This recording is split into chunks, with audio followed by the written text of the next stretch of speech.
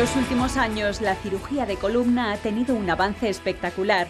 Tecnologías como el sistema robótico cuentan con innumerables ventajas tanto para el paciente como para el cirujano. Pero ¿en qué casos está indicado el uso de la cirugía robótica? En unos momentos, un especialista, el doctor Bartolomé Oliver, nos lo explica con todo detalle. Muy bien, pues con todo detalle. Es de las pocas veces que un médico que se llama Bartolomé está con nosotros. Él nació en Palma de Mallorca, nosotros también nacimos en Mallorca.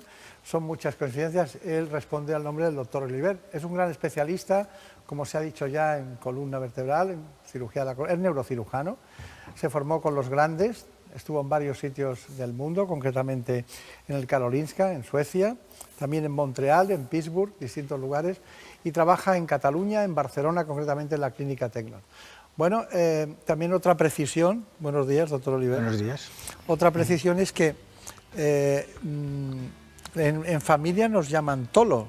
Exacto, somos es el primer tolos. Tolo que viene al programa. Así que, y no sabía que era usted mallorquín cuando le llamamos, pero claro, tenía muchas sospechas. Sí, con el nombre es una pista bastante certera. Sí. ¿Cuántos años lleva en Cataluña?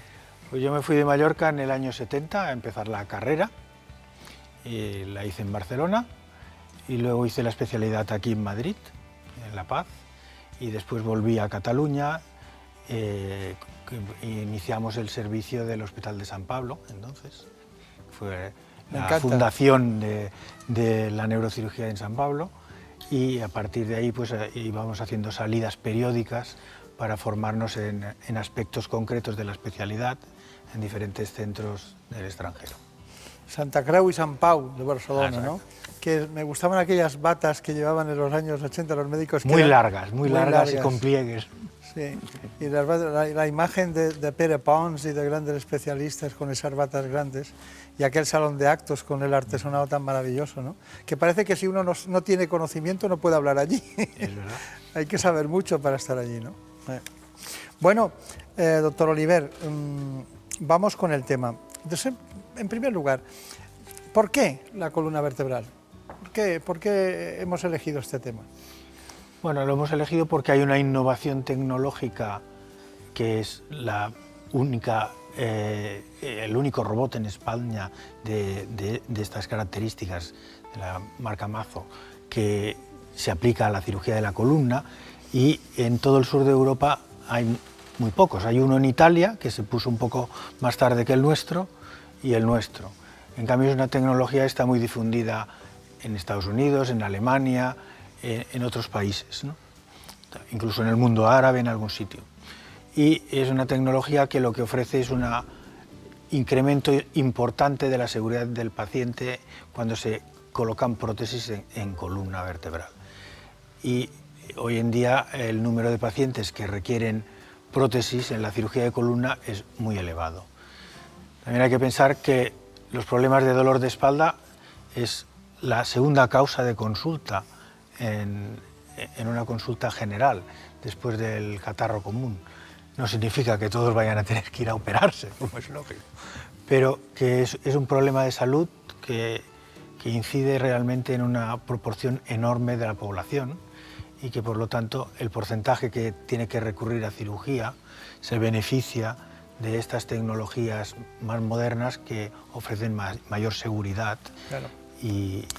Pero usted ha pasado por todas, con ese tiempo que ha ocurrido, tiene la ventaja de que ha visto cómo se fijaba la columna con una artrodesis, cómo se ponían los expansores, cómo se solucionaba problemas de obstrucción de estenosis del canal lumbar. Bueno, muchísimas cosas que en este momento tenemos que explicar qué es, porque hay mucha gente operada, claro, que está bien, y mucha gente operada que puede no estar igual de bien. Pero, ¿cuál es el tránsito que con esta nueva tecnología hemos hecho? Eso es lo que tenemos. Pero antes, si le parece, vamos a recordar la columna vertebral para que sepan el territorio donde vamos a trabajar hoy. Perfecto. La columna vertebral proporciona soporte estructural al tronco y rodea y protege la médula espinal. Además, aporta puntos de unión para los músculos de la espalda y para las costillas. Para permitir el movimiento, la columna vertebral tiene que ser flexible. Por eso no está compuesta por un solo hueso, sino por 33 vértebras separadas, dispuestas una encima de otra y sostenidas por un sistema de músculos y ligamentos. Unos cartílagos, los discos vertebrales, situados entre una vértebra y la siguiente, tienen la función de absorber los impactos durante actividades tales como caminar, correr y saltar, permitiendo la flexión y extensión. Hay varios problemas que pueden alterar la estructura de la columna o lesionar las vértebras y el tejido que las rodea. Entre ellos están infecciones, traumatismos, tumores, enfermedades como la espondilitis anquilosante y la escoliosis, o los cambios óseos fruto de la edad, como la estenosis espinal o las hernias discales. Estas enfermedades provocan dolor cuando se presionan la médula o los nervios, y también pueden limitar el movimiento. El tratamiento varía según la enfermedad, pero algunas veces incluyen aparatos ortopédicos para la espalda y cirugía.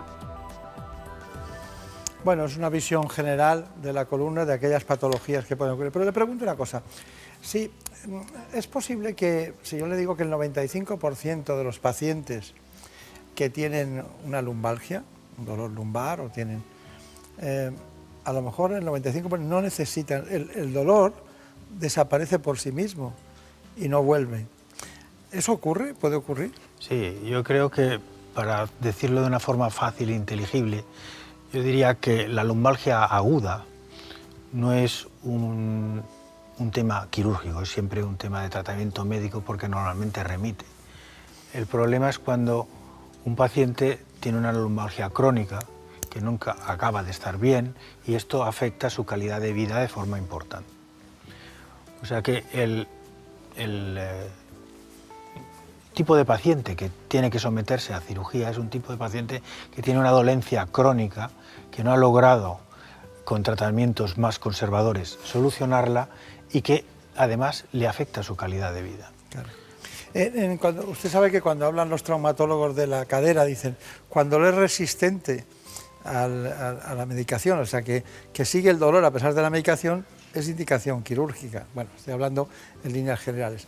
En este caso es bastante parecido, es decir, cuando ya se cronifica la molestia, ven que tiene una alteración, porque luego hay distintos modelos, hay personas que tienen, por lo que sea, ¿usted cree que la falta de ejercicio físico influye mucho en las alteraciones lumbares?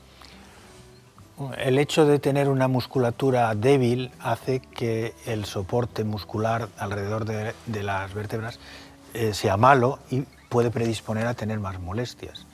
Pero también hay que decir que a veces el exceso de ejercicio mal, podríamos decir, conducido en edades ya no de jovencito, también ocasiona problemas agudos de columna. Creo que un tema también importante para clarificar, porque de columna se habla mucho, ¿no?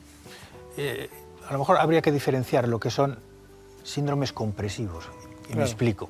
O sea, si un paciente tiene una compresión de nervios o de médula a nivel cervical, a nivel dorsal, o de nervios a nivel lumbar, es un problema que requiere la descompresión y puede requerir cirugía mucho más precozmente que sin necesidad de llegar a ser un problema crónico.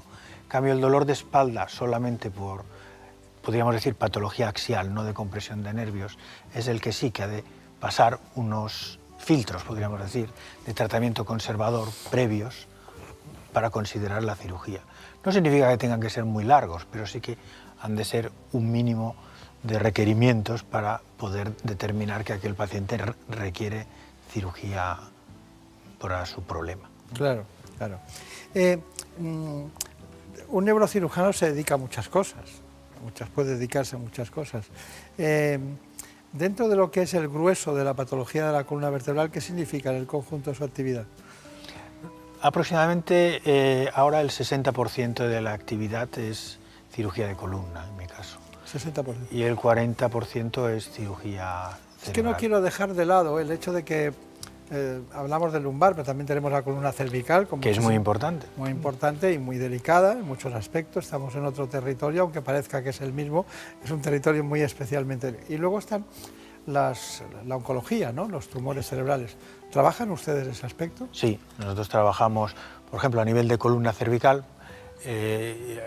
En los últimos 2 años hemos iniciado una nueva unidad dedicada a la hipermovilidad de la columna cervical, Curiosamente es un cuadro muy infradiagnosticado y mal conocido, no solo en España, sino a nivel internacional, del cual recibimos una afluencia importante de enfermos extranjeros con este problema, que a veces están realmente muy invalidados y que con una fusión de la columna cervical se soluciona su problema, ¿no?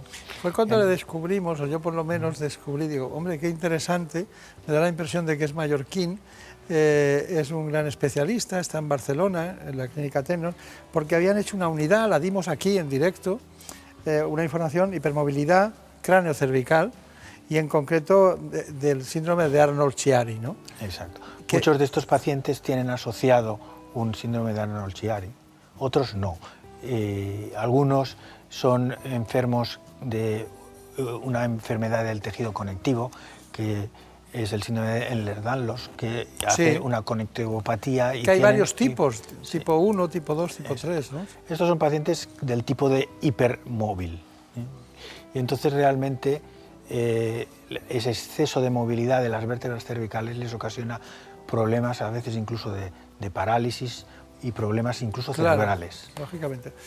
No sé si estarán mis compañeros preparados en este momento, pero sí me gustaría que viéramos, ya que estamos hablando de él, el síndrome de... Luego volvemos a la columna, que es a lo que hemos venido a ver, la tecnología nueva que utilizan ustedes en la Clínica Tecnon de Barcelona, con pocos lugares en el mundo.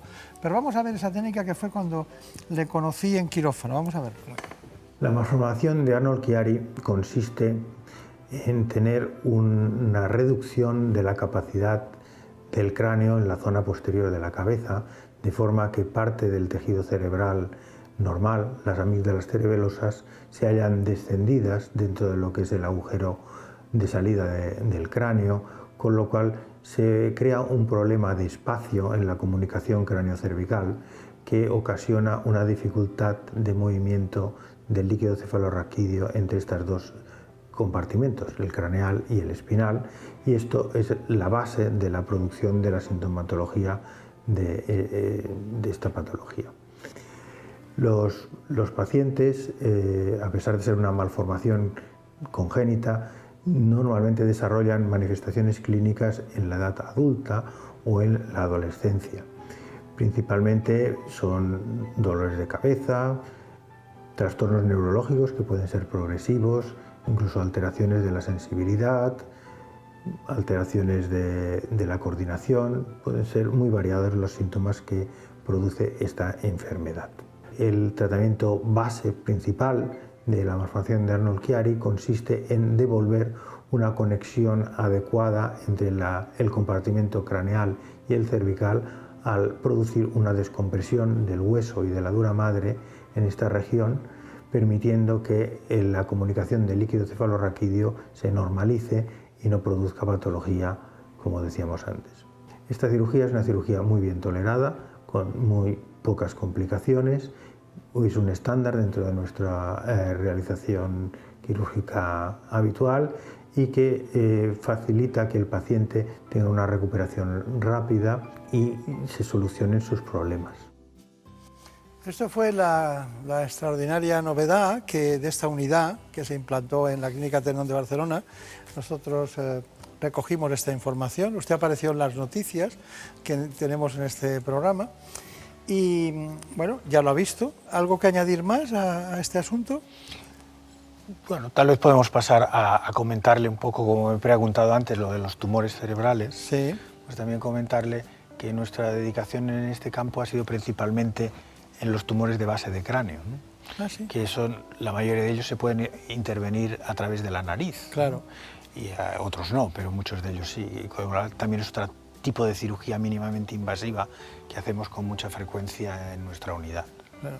Los tumores de la base de cráneo están refiriéndose a aquellos que incluso están muy cerca de la hipófisis, ¿no? Es decir, claro, por ejemplo, los tumores de hipófisis o que están en relación a esta área es la indicación principal del abordaje endoscópico endonasal, que es, claro, es un tipo de cirugía muy bien tolerada y con unas posibilidades de éxito grandes, ¿no? Claro. y poco agresivas para el paciente.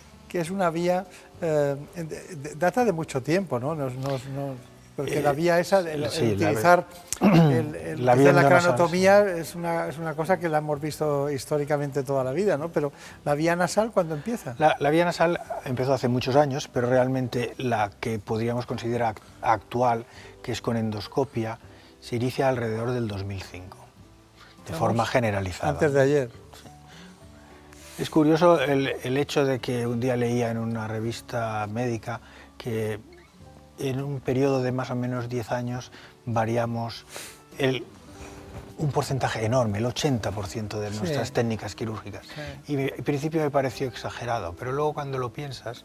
No lo es. No lo es. O sea, con pequeños detalles sí, se varía todo de una forma muy rápida. Mucha gente nos critica el hecho de que antes esto servía y ahora no. Y es que no somos nosotros, es producto de la investigación y de la respuesta de los pacientes ante distintos comportamientos o distintos parámetros, ¿no? Es decir, y hemos evolucionado muchísimo. Aquí el que se para se cae de la bicicleta. Y como nos ocupa hoy un hecho de una nueva tecnología que se introduce, pues te abre un campo de posibilidades en cuanto a seguridad y hacer cirugías más complejas que a lo mejor antes no se podían hacer, ¿no? Seguridad y precisión y rehabilitación más corta y más rápida. Sí, mejor recuperación. Claro. Bueno, pues como fue su noticia, nosotros tenemos algunas preparadas. Ana Villalta, buenos días. Buenos días. Bueno, vamos otra vez con las noticias. Buenos días. El Parkinson es el segundo trastorno neurodegenerativo más extendido en el mundo. Solo en España afecta a más de 160.000 personas y podría duplicarse en los próximos años debido al envejecimiento de la población. Sin embargo, poco a poco se abre la esperanza gracias a innovaciones tecnológicas como la realidad virtual. Contra el Parkinson, abre y cierra la mano. Esto, las nuevas tecnologías. Venga, pues vamos a mover esos cocos. Yo quizá en ese tiempo me he encontrado muy bien. Terapias que se aplican con pruebas de realidad virtual, para los enfermos tan fácil como un juego de niños. Gracias a este casco con electrodos, los pacientes controlan con su mente el videojuego que ven a través de estas gafas de realidad virtual. Son las nuevas tecnologías con las que los enfermos de Parkinson pueden reentrenar su cerebro.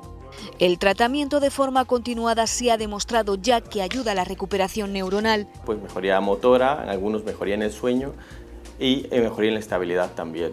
A Chelo le diagnosticaron la enfermedad hace 8 años, con tan solo 46. Estuve con una depresión sin poder salir a la calle de 3 años y medio. 3 sesiones y empezó a mejorar notablemente. La movilidad, no tenía ninguna rigidez, tenía controlados los trastornos del sueño, que es muy importante en esta enfermedad. Eva intenta controlar su equilibrio. Es otro de los daños más evidentes en este trastorno. Sin miedo. Este dispositivo mide los impulsos que controlan cada uno de sus movimientos. Nos permite identificar si el usuario pierde el equilibrio por la derecha o por la izquierda. Son tratamientos más allá de una pastilla. Cada año se diagnostican 10.000 nuevos casos de esta enfermedad en nuestro país. Con estas terapias se abre la puerta, al menos, para una mejor calidad de vida de estos enfermos. Bueno, eso de que está dando muy buenos resultados está muy bien, es un buen axioma para cualquier indicación, pero bueno, el problema es que cuando a alguien no le funciona algo, ese es el 100% de él mismo, ¿no? Entonces los resultados, bueno, lo importante es que sean más del 90%, no siempre. Lo digo porque muchas veces dicen, no, me dijeron en televisión que esto daba muy buenos resultados. Efectivamente, dar más del 60 al 70%, bueno, no es que no tengo el dato estadístico de esta técnica, pero sí lo quiero matizar, ¿no? Porque a veces hay personas que, bueno, tienen patologías que no se puede hacer la succión de la grasa de esta manera, ¿no? Cada cual, como siempre, ¿no? La indicación. Bueno, doctor Oliver, ha llegado el momento.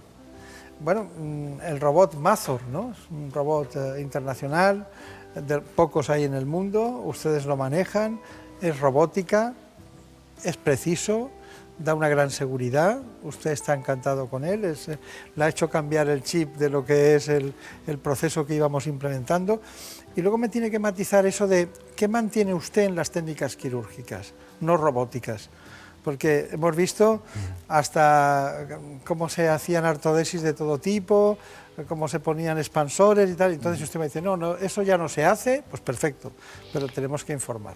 Así que vamos con el informe, cirugía robótica de columna.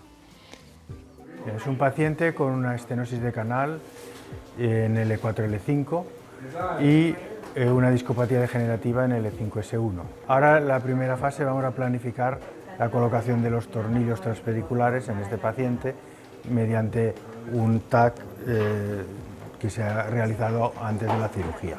La planificación lo que permite es elegir la mejor trayectoria para estar en la mejor disposición el tornillo dentro de la vértebra y determinar con precisión las dimensiones del tornillo apropiado para el paciente, que luego el robot repite fielmente, de manera que no solo es la planificación, sino que después el proceso quirúrgico será exactamente lo que hemos diseñado aquí. Hay dos niveles de seguridad. El nivel de seguridad anatómico te lo da el robot y luego el funcional lo compruebas con la estimulación. Entonces sabes pues, que ni anatómicamente ni funcionalmente está nada mal colocado. Ahora ponemos el primer agarre en la vértebra.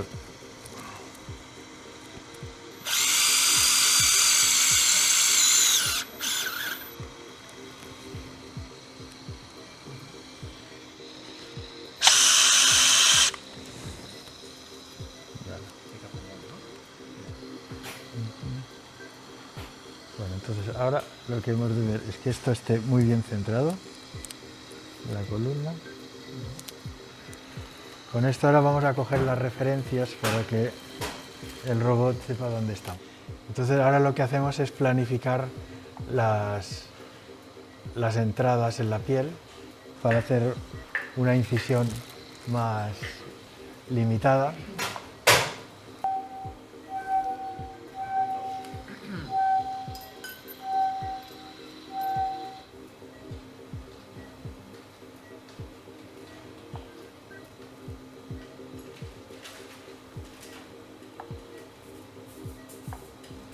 Esta guía es la que luego permite poner el tornillo en la dirección adecuada y también hacer el control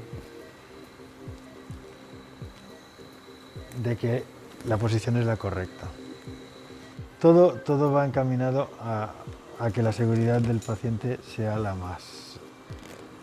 mayor posible con la tecnología actual, ¿no? Bueno, es que a mí me han impresionado dos conceptos, porque cuando ves algo que se utiliza en el bricolaje, ¿no?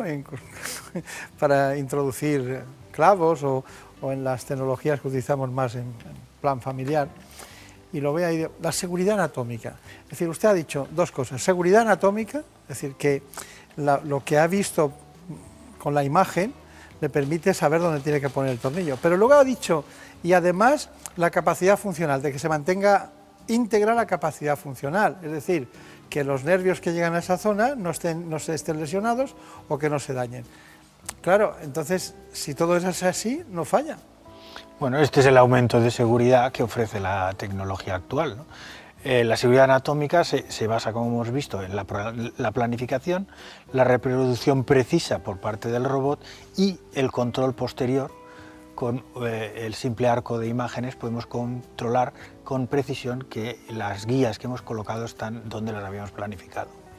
Además, la seguridad funcional, como decíamos, es el hecho de comprobar que no hay ninguna irritación por el acto quirúrgico de los nervios que están alrededor de la zona que operamos. Claro. También esa parte funcional la podemos aplicar al hecho de que no siempre hay que hacer fusiones, o sea, artrodesis, que elimine el movimiento de la columna. En ocasiones podemos recurrir a sistemas dinámicos. Se ponen los tornillos y en vez de poner un sistema rígido, se pone un sistema que mantiene el movimiento. Flexibles. Claro. Flexibles. Una indicación excepcional para esto es precisamente las estenosis de canal o espondilolistesis degenerativas. Vamos a ver el informe que tenemos de estenosis de canal un segundo, porque hay mucha estenosis de canal a partir de cierta edad. Y estamos hablando también, en cierta manera, aunque hablamos de la columna vertebral de toda la sociedad, estamos hablando en personas más mayores, en patología, columna vertebral, personas mayores. Vamos con esta información. Los problemas de espalda están entre las afecciones más comunes que sufren las personas mayores de 65 años, pero la más frecuente es sin duda la estenosis del canal lumbar. De hecho, el 95% de los varones y el 80% de las mujeres padece este estrechamiento. Este trastorno consiste en la disminución de manera congénita o degenerativa de los diámetros del canal lumbar, por lo que se comprimen todos los nervios que se dirigen hacia las extremidades inferiores. Sus síntomas principales, que llegan a ser muy invalidantes, son dolor en la zona lumbar y en las piernas, así como hormigueos y pérdida de fuerza.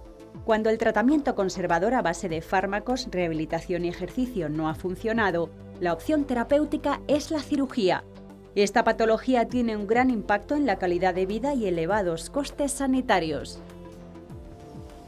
Doctor Oliver, doctor Bartolomé Oliver, ¿por qué aumenta tanto la estenosis del canal en la sociedad, gentes mayores a partir de 55 o 60 años? ¿Por qué aumenta? Bueno, el hecho de que vivamos más años y hace que veamos mucha más patología degenerativa lumbar. No solo de estenosis, muchas veces es deformidad de la columna vertebral por degeneración de los discos y de las articulaciones. Claro. Un hecho a resaltar es la clínica principal de la estenosis de canal, es la claudicación al caminar. Es el paciente que se tiene que parar al caminar por el dolor que le aparece o la pérdida de fuerza en las piernas. Y esta patología se ha beneficiado mucho de la cirugía mínimamente invasiva, porque en vez de tener que hacer grandes cirugías, hoy estamos haciendo cirugía a través de unos dilatadores tubulares para ir descomprimiendo las zonas de estenosis sin tener que hacer grandes aperturas, claro, que evidentemente en pacientes mayores pues siempre retrasa la recuperación. Primero la falta de ejercicio y luego la hidratación. Muchos pacientes que no beben suficientemente agua se hidratan bien o líquidos. Los discos intervertebrales se degeneran más fácilmente, hay el componente de la artrosis, se vive más años, todo eso está influyendo muchísimo, ¿no? Sí, seguro que sí, pero hemos de reconocer que tenemos unas lagunas de conocimiento muy grandes, sí, en cuanto a la causa de la degeneración discal, porque probablemente la causa principal es todavía desconocida y la que valoramos con mayor incidencia es la historia familiar, la genética.